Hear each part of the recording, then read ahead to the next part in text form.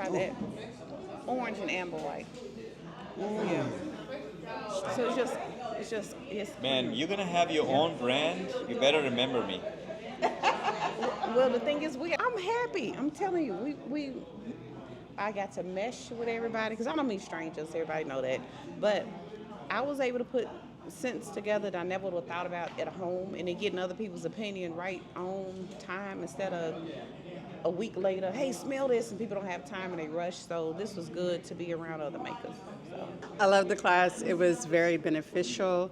Getting to learn all the definitions and the terms for different fragrances and fragrance making was very informative for me. And being able to just network with other fragrance makers, have them try your scents, try their scents, and not in a competitive setting, but just to build synergy within the industry. It was well worth my time and money.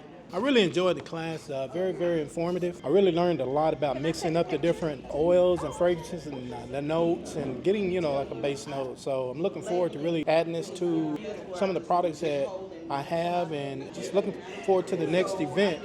And just really thank Newman for allowing everybody to come out and to put on a class like this. I love it. I actually came up with after being taught how to look for the accords and put two notes together, I actually have a note. So yes, enjoyed it very much. Waiting for the next one. And this was very important to me. But I learned how to do the ratios to get to the desired end for the fragrance you want. And then not worry about the notes right away. Just go with what, just follow your nose.